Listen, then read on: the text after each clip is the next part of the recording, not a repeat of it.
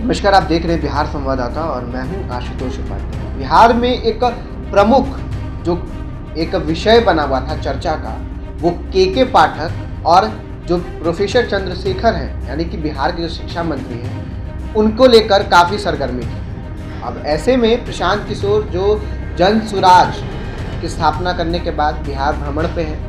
अब इस बीच में उनका एक वीडियो सामने आया है, जो कुछ ही दिन पहले उन्होंने एक वीडियो जारी किया और उन्होंने प्रमुख बातें कुछ बताई। उन्होंने साफ साफ तौर पे कहा कि अपर शिक्षा विभाग के जो अपर मुख्य सचिव हैं के पाठक, ये प्रमुखता नहीं रखती है बात को लेकर। प्रोफेसर चंद्रशेखर की जो बातें हैं उनसे अनबन है, ये बिहार में महत्वपूर्ण नहीं होता है। बिहार में महत्वपूर्ण ये है कि बिहार के युवा बाहर जाएंगे और वहाँ जाकर मजदूरी करेंगे। उनका साफ साफ ये कहना था।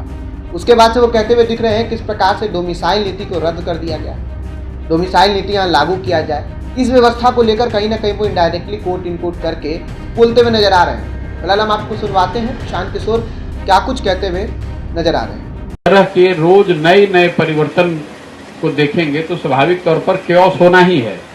अधिकारी और मंत्री के बीच में क्या हो रहा है ये महत्व का विषय नहीं है।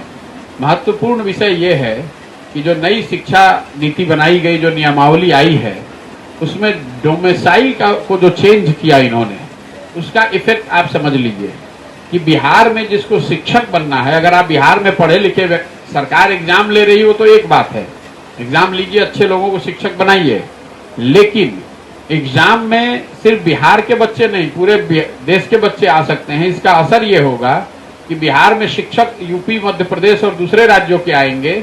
ये तब होगा जब बिहार के बच्चे रोजगार के लिए, मजदूरी करने के लिए दूसरे राज्यों में जा रहे हैं। तो बिहार के बच्चे जाकर फैक्ट्रियों में मजदूरी करेंगे और हम लोग के यहाँ शिक्षण का काम जो है वो दूसरे राज्यों के लड़के आकर करेंगे। अब मंत्री महोदय इस पर क्या बोल रहे हैं और मुख्य सचिव क्या बोल रहे हैं, ये मेरे लिए कोई महत्वपूर्ण विषय नहीं है।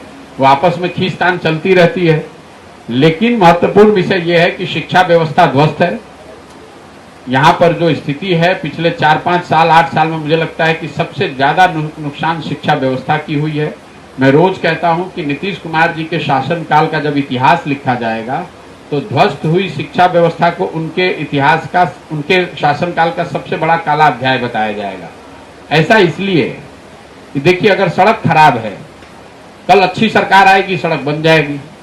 अगर बाढ़ आ रहा है, कल बांध जल प्रबंधन की व्यवस्था हो जाए, बाढ़ आना रुक जाएगा। लेकिन एक पढ़े लिखे व्यक्ति के मुख्यमंत्री रहते हुए शिक्षा व्यवस्था के ध्वस्त हो जाने के बाद कल होकर अगर एक अच्छी व्यवस्था आ भी जाए तो भी जो 2 पीढ़ियां इस शिक्षा व्यवस्था से पढ़ के निकली, उनका जीवन अब सुधरने वाला नहीं है। उनको पूरे जिंदगी शिक्षित समाज के पीछे ही चल।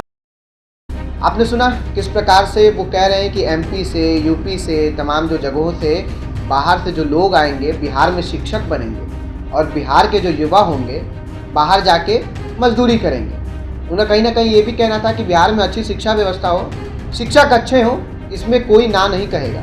लेकिन ये डोमिसाइल नीति जो है, जो बाहर के जो लोग आएंगे परीक्षा देंगे, कहीं ना कहीं बिहारियों का हक इसमें जरूर मारा जाएगा। फिलहाल इस विषय को लेकर आपकी क्या राय है, कमेंट बॉक्स में जरूर बताइए।